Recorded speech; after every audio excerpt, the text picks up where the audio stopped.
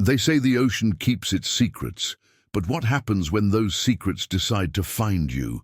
When something from the deep doesn't just take from you, but gives back? My anchor disappeared into 400 feet of black water, torn away by a force that shouldn't exist. 30 days later, I found it on my deck, still dripping, with something attached to it. Something that would change everything I thought I knew about what lives beneath the waves. My name is Marcus Hale, and this is the last testimony I'm recording before I descend. If you're hearing this and I don't come back, at least someone will know the truth. Before we dive into this story, if you're enjoying these tales of terror and mystery, show some love by hitting that like button. It really helps the channel grow. And if you're new here, consider subscribing so you never miss a story. Trust me, you'll want to stick around for what's coming next. Drop a comment below and let me know. Have you ever experienced something unexplainable in the water? I read every single one. All right, let's get into it. My name is Marcus Hale, and I've been a commercial fisherman for 23 years. I've weathered hurricanes, pulled nets so heavy they nearly capsized my boat, and spent more nights on the water than in my own bed. I thought I'd seen everything the ocean had to offer, its beauty, its fury, its indifference, but nothing, absolutely nothing, could have prepared me for what happened on August 14th. It started as an ordinary morning. The Sarah's Promise, my 32-foot trawler, cut through the calm waters of the northern Pacific, about 40 miles off the Oregon coast. The fog was thick that morning, the kind that muffles sound and makes the world feel smaller, more intimate. I'd dropped anchor in my usual spot, coordinates I'd been using for years, where the rockfish practically threw themselves into my nets. The sun was just starting to burn through the grey when I felt it. The entire boat lurched forward violently, nearly knocking me off my feet. My coffee mug shattered against the deck. For a moment I thought we'd been hit by another vessel, but the fog wasn't that thick, and I would have heard an engine. I rushed to the stern and grabbed the anchor line. It was taut as a piano wire, vibrating with tension. That's when I realized something was pulling us with tremendous force. The winch groaned in protest, metal screeching against metal. I'd anchored in deep water before, around 300 feet in this spot. But this felt different. This felt wrong. The line began to smoke from friction as it flew off the drum. I reached for the emergency release, my hands shaking. But before I could pull it, the entire anchor assembly, all 200 pounds of steel and chain, simply tore free from the boat with a sound like a cannon shot. The metal cleat it had been attached to was ripped clean from the deck, leaving a jagged hole that immediately started taking on water. I stood there, stunned, watching the place where my anchor had been just seconds before. The ocean was calm again. The fog drifted lazily across the water. It was as if nothing had happened. But I knew better. Something down there had taken my anchor. Something with the strength to snap marine-grade steel like it was fishing line. I called the Coast Guard, filed a report about equipment failure, but I didn't tell them what I really thought. How could I? They'd think the isolation had finally gotten to me, that I'd spent too many days alone on the water. Maybe they'd be right. Maybe I'd imagined the intelligence behind that pull, the deliberateness of it.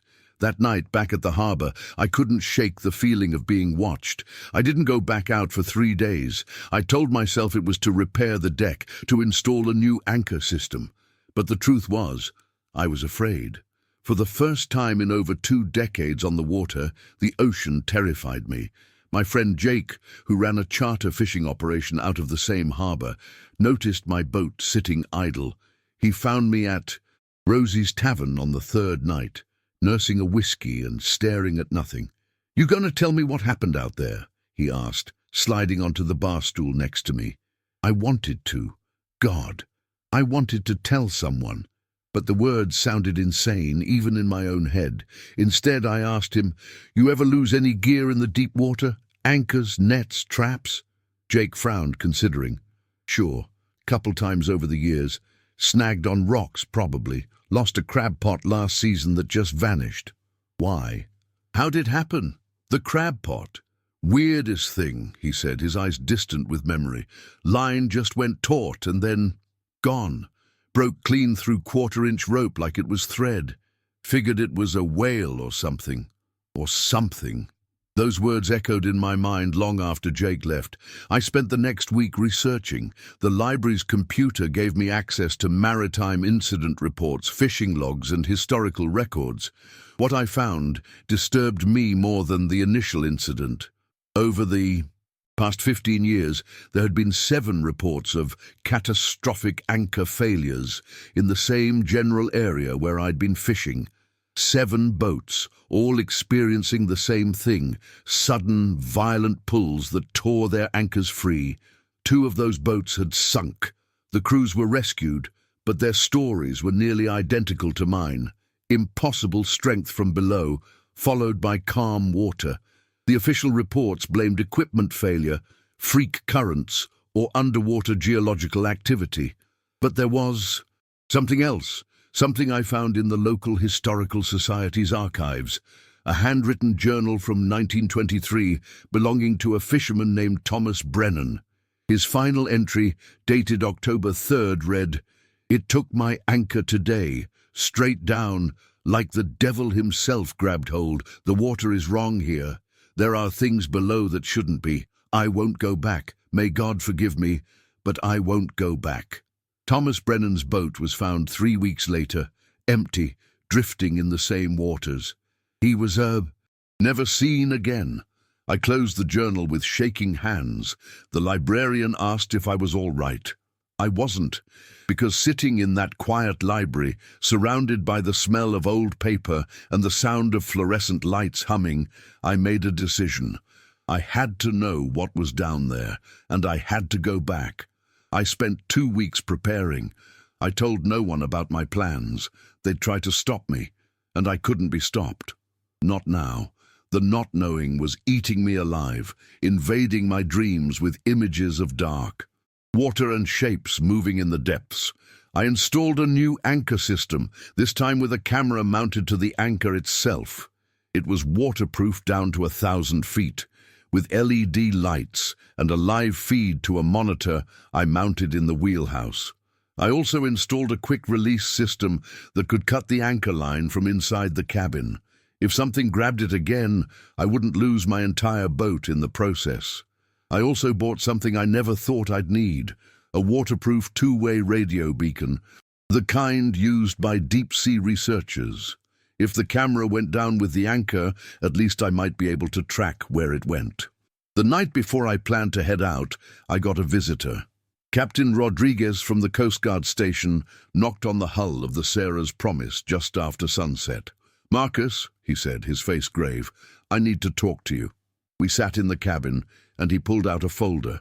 "You've been asking questions, making inquiries about that area where you lost your anchor. I'm here unofficially to tell you that you need to stop." "Why? What's out there?" Rodriguez hesitated, then said something that chilled me to the bone. 3 months ago, a NOAA research vessel did a deep-sea mapping survey of that area. They found something on the ocean floor, something impossible. What kind of something? They won't say. The survey data was immediately classified, but one of the researchers, before they shut him up, told me it looked like a structure, man-made, or at least intelligently designed. But it was wrong, Marcus. He said the geometry was wrong, the proportions were wrong. It shouldn't exist. How deep? 420 feet. Right where you've been dropping anchor for years, right on top of it. Rodriguez stood to leave, then turned back. "Whatever you're planning, don't do it. Some mysteries are better left unsolved. Some questions shouldn't be asked." But it was too late for that. The ocean had taken something from me, and I needed answers. I needed to understand. I left harbor at 4 a.m. under cover of darkness. The GPS led me back to the exact coordinates. The water was different this time, darker somehow, even though the sun was rising. The air felt heavy, charged with electricity like before a storm, though the sky was clear. I powered on the camera system and slowly lowered the anchor into the water. The monitor in the wheelhouse showed murky green water, particles of sediment drifting past the lens like snow. The depth gauge ticked upward. 50 feet, 100 feet, 150 feet. At 200 feet, the water changed. It became clearer but darker, if that makes sense. The lights on the camera illuminated maybe 10 feet ahead, creating a bubble of visibility in an ocean of black. At 300 feet, I saw the first fish. It swam into view, then froze. Not like a normal fish. It hung in the water, completely motionless, as if suspended in gelatin. Its eye, visible in the camera's harsh light, didn't blink, didn't move. It was like looking at a photograph. Then, as suddenly as it had appeared, it was gone. Not swimming away, just gone, as if it had never been there. The depth gauge read 380 feet when the camera's lights hit something solid. The ocean floor should have been mostly sediment, maybe some rocks. What I saw instead made my breath catch in my throat. It was a wall, smooth, black, and perfectly vertical. The camera lights reflected off its surface like polished obsidian. As the anchor continued to descend, the camera angle shifted, and I could see that the wall extended in both directions beyond the range of the lights. It wasn't a natural formation. The edges were too precise, the surface too uniform. At 400 feet, the anchor settled with a soft thud that I felt through the entire boat. The camera showed it had landed on a flat black surface, not rock, not sediment, something that looked almost like tiled floor, though the tiles were strange shapes, pentagons and hexagons interlocking in patterns that hurt to look at too long. I was about to start the winch to pull the anchor back up when I saw movement in the camera's peripheral view. Something large had passed through the edge of the light's range, something that displaced enough water to create a visible current. The anchor shifted, not from current or drift, it moved deliberately, sliding across the tiled surface. The camera showed it being dragged, slowly at first, then faster. I hit the quick release, but it was too late. Whatever had grabbed the anchor was pulling the entire boat. The boat lurched. The engine roared as I pushed it to full throttle, trying to break free. On the monitor, I watched in horror as the camera showed what was pulling us. It was a hand, or something like a hand. Too many fingers, too long, the joints bending in wrong directions. The skin, if you could call it that, was translucent and membrane-thin, revealing what looked like bioluminescent patterns beneath, circuits of light running through the flesh. The camera feed died. The line went slack. The boat stopped moving. I stood there, hands gripping the wheel so hard my knuckles were white, staring at the dead monitor. My anchor was gone again. But this time, I'd seen what took it, and I knew with absolute certainty that it had let me see. It had wanted me to see. The question was, why? I didn't report what I'd seen. How could I? A hand with too many fingers pulling my anchor into the depths. They'd have me evaluated, probably suspended. Instead, I filed another equipment failure report and went back to fishing in different waters, safer waters, closer to shore. But the incident haunted me. I dreamed about that hand, those impossible fingers wrapping around metal and pulling it into darkness. I dreamed about the black wall, the strange tiled floor, the patterns that seemed to shift when you looked at them directly. I tried to convince myself I'd imagined it. Equipment malfunction, trick of the light, my mind filling in blanks with nightmares. But I'd saved the footage before the feed died. On sleepless nights, I'd watch those final seconds again and again, frame by frame. It was real. It had been real. The fishing was terrible that month. Other captains reported the same. Schools of fish that should have been abundant simply weren't there. Some of the older fishermen whispered about the water being wrong, about how the fish knew something we didn't. Jake came by my boat on September 10th, almost exactly a month after the second incident. He looked worried. "You heard about the Peterson boat?" he asked. I hadn't. The Marie Claire, a 40-foot trawler operated by the Peterson brothers, had vanished 3 days ago. Coast Guard found it this morning, drifting about 30 miles offshore.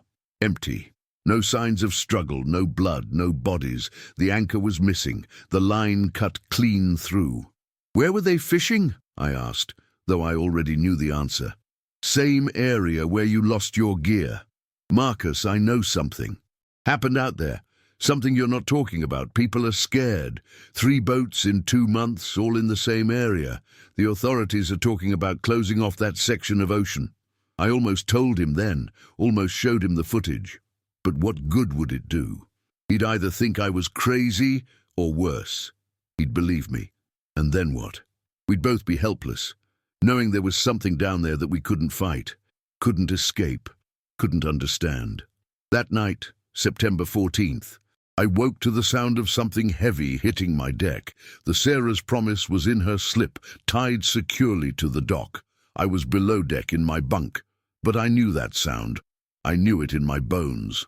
I grabbed a flashlight and slowly climbed the stairs to the deck.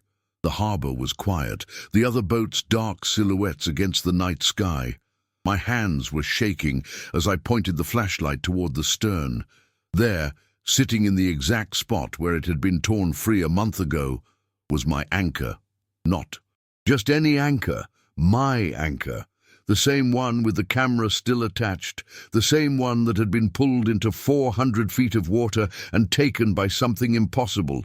It sat there as if it had never left, the chain coiled neatly beside it, the metal still dripping with seawater, but there was something else. Attached to the anchor's shank, with what looked like kelp or seaweed, was a small, waterproof container. My flashlight beam caught it, and I saw that it was glowing faintly, pulsing, with a soft blue light. I stood there, frozen, my mind racing. This wasn't a return, this was a message. Something had brought my anchor back, had somehow lifted it from the depths and placed it on my boat with impossible precision, and it had sent something with it. The question I couldn't answer, the question that kept me rooted to that deck, too terrified to move closer but too curious to walk away, was simple and terrible. What did it want me to find? I didn't touch the container for 3 hours. I sat in the wheelhouse, flashlight trained on it, watching the blue light pulse in a steady rhythm. 1 pulse every 7 seconds, like a heartbeat, like something alive. As dawn broke over the harbor, painting the sky in shades of orange and pink, I finally worked up the courage to approach it. The container was about the size of a shoebox, made from a material I didn't recognize. It looked like metal but felt organic, slightly warm to the touch, almost like skin. The kelp wrapped. Around it wasn't kelp at all. Up close, I could see it was something else, something with a structure too geometric to be natural. The container opened easily, as if it had been designed to. Inside, nested in what looked like coral but couldn't be, were 3 items. The first was a photograph, but not just any photograph. It was a picture of me, taken from below. I was standing on the deck of the Sarah's Promise, looking down into the water. The angle was impossible. The photo had been taken from beneath the surface, looking up. I remembered that day. It was the first time I'd lost my anchor. In the photo, I could see my own face, the confusion and fear clear even from that distance. Something had been watching me from the beginning. The second item was a map, hand-drawn or whatever the equivalent would be, on the same strange material as the container.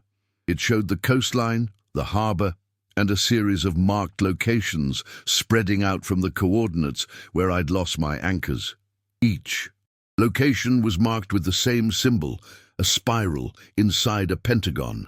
I counted 15 marks, spreading up and down the coast over a 100-mile range. The third item made my blood run cold. It was a USB drive, waterproof military grade, the kind you'd find in deep-sea research equipment. Taped to it was a note written in precise block letters on waterproof paper. "We need you to understand. They are waking. You have been chosen. Pier 42, midnight, come alone." My hands shook as I held the note. They are waking. What did that mean? Who was waking? And who had written this note? The creature I'd seen pulling my anchor. Something else? Someone else?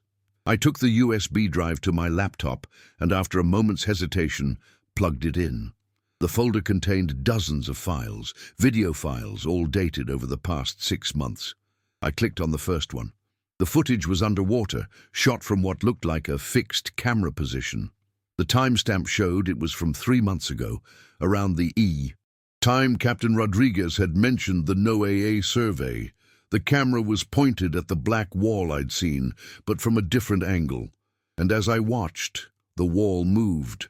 Not like a wall moves, like skin moves, like muscle moving beneath skin.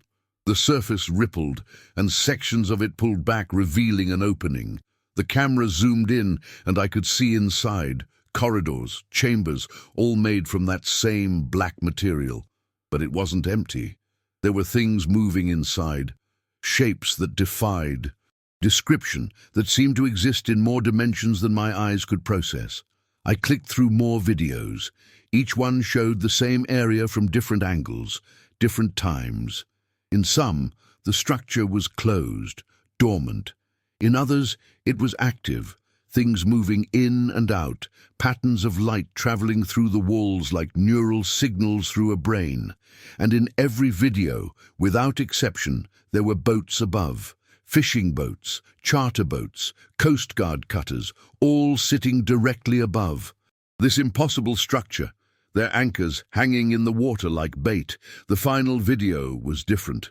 It was recent, dated September 10th, the day the Peterson brothers disappeared. The camera showed their boat from below, their anchor hanging in the water. Then something rose from the structure. Not the hand I'd seen, but something larger. A mass of appendages, bioluminescent patterns playing across its surface, moving with fluid grace through the water. It reached the anchor, examined it with what looked like curiosity, then began to ascend further. The video ended there, but I knew what happened next. The Peterson brothers were gone, their boat was found empty, and whatever was down there had taken them. I looked at the note again. They are waking. Not it. They. There was more than one. And someone, or something, wanted me to understand what was happening. Wanted me to witness it. The question was why. I checked the time. 2 p.m. I had 10 hours until midnight. 10 hours to decide if I was going to Pier 42, to meet whatever had returned my anchor and wanted me to understand. 10 hours to decide if I was brave enough or crazy enough to walk into what could easily be a trap. But deep down, I already knew I'd go, because not knowing, not understanding, would be worse than any truth I might face, even if that truth destroyed me. Pier 42 was abandoned. It had been for years, ever since the fish processing plant closed down in the early 2000s. The wooden structure groaned in the wind, half-collapsed sections jutting into the black water like broken teeth. It was the perfect place for a trap, and I knew it. I arrived at 11:45 p.m., armed with nothing but a flashlight and a knife that would be useless against whatever I'd seen in those videos. The fog had rolled in thick, cutting visibility to maybe 20 feet. Every sound was amplified, the creak of old wood, the slap of water against pilings, the distant cry of a seabird. At precisely midnight, the water beneath the pier began to glow. Not bright, but enough to see by, that same blue bioluminescence I'd seen in the videos. The light formed patterns, circles and spirals that seemed to pulse in time with my heartbeat. Then she surfaced. I say she, because despite everything, despite the translucent skin that showed the architecture of alien biology beneath, despite the eyes that were too large and too dark, despite the fingers that were too long and bent at too many joints, there was something fundamentally human about her face. Or maybe my brain was just trying to make sense of the impossible by finding patterns I recognized. She rose from the water without a splash, as if gravity meant nothing to her. Her body was covered in those bioluminescent patterns, circuits of light that formed symbols I couldn't read, but somehow understood on a primal level. She wore something that might have been clothing or might have been part of her skin. It was impossible to tell. When she spoke, her Voice came from everywhere and nowhere, vibrating through the air and the wood and my bones. Marcus Hale, thank you for coming. What are you? I managed to ask, my voice barely a whisper. A hybrid, a bridge, born from your kind and ours, created to facilitate understanding. She moved closer, and I forced myself not to run. My name, in your language, would be incomprehensible, but you may call me Mara. I have been watching you, Marcus, since you were a child, playing in these same waters. You were always different. You could see what others couldn't, feel what others wouldn't. The structure, the videos, what are they? They are what they have always been. A city, a civilization. Your people call them deep ones, though that name is a simplification, an insult to what they truly are. They have been here longer than your species. They built their cities in the deep places of the world when your ancestors were still learning to use fire. And now, after eons of sleep, they are waking. I thought of the map, the 15 locations marked up and down the coast. Why are they waking now? Because you called to them. Not intentionally, not consciously. But every boat that passes above, every anchor that's dropped, every net that's cast, it's like knocking on their doors, centuries of knocking, and now they're answering. The Peterson brothers, what happened to them? For the first time, Mara's expression shifted to something I recognized. Sadness. They were taken, transformed. Your kind and ours cannot coexist in your current forms. The biology is too different. But they found a way to bridge that gap, to create something new. The Petersons are not dead, Marcus. They are becoming something else, something more. Why tell me this? Why return my anchor? Why the videos? Because we need an ambassador, someone who can explain what's happening to your people before panic sets in, before your militaries try to fight something they can't understand, can't defeat. The awakening cannot be stopped, it's already begun. But it can be managed, we can coexist, we can even thrive together, but only if there's someone to bridge the gap. She extended her hand toward me, and I saw that she was holding something. A small device pulsing with the same blue light. This is a translator. Wear it, and you can communicate with them directly. You can see their cities, understand their culture, be part of the dialogue. We're offering you the chance to be part of history, Marcus, to be the first human to truly understand what shares this world with you. I stared at the device, my mind reeling. Everything I'd ever known was being rewritten. The ocean wasn't just home to fish and whales, it was home to an entire civilization, older and stranger than anything I could have imagined, and they wanted me to be their voice. What if I say no? Then the awakening continues without human input. They will rise, and your people will fear them.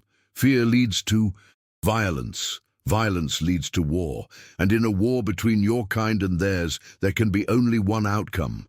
Her eyes held mine, and I saw eons of wisdom there, of patience, of something vast and terrible and beautiful all at once. They don't want war, Marcus. Neither do we. But we need someone brave enough to stand between two worlds and speak for both. I reached out and took the device. The moment it touched my skin, it adhered to my palm, sinking beneath the surface like it was being absorbed. I felt a moment of panic, then a rush of information, images, sounds, feelings that weren't my own. I saw the cities in the deep, impossibly beautiful and utterly alien.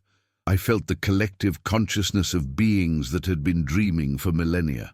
I understood in a way I never had before that the ocean was not ours. We were visitors in a realm far older than humanity. What happens now? I asked. Now you learn, you witness, and when the time comes, you speak. Mara began to sink back into the water, the light patterns on her skin dimming. They will call for you, Marcus. 3 nights from now, come to the coordinates, bring your boat, and prepare yourself for a journey deeper than you've ever gone before. She disappeared beneath the surface without a ripple. I stood alone on the pier, my hand tingling where the device had entered my skin. In the distance I could hear sirens, the Coast Guard, probably responding to reports of strange lights in the harbor. I looked, and down at my hand. Beneath the skin, I could see faint traces of blue light following the path of my veins. I was changed now, marked, chosen, and in 3 nights I would descend into the deep and learn what it truly meant to be a fisherman in waters that were never really ours to begin with. The awakening had begun, and I was no longer just a witness. I was part of it. The Sarah's Promise sat anchored above the coordinates, the engine silent. It was 3 a.m. and the ocean was glass calm, reflecting the stars like a mirror. I'd told no one where I was going, left no note. If something went wrong, I would simply disappear like the Petersons, another mystery of the deep. The device in my palm pulsed 3 times, then stopped. This was the signal. I took a deep breath, put on the diving equipment I'd brought, though something told me I wouldn't need it, and stood at the stern, looking down into black water. Then I jumped.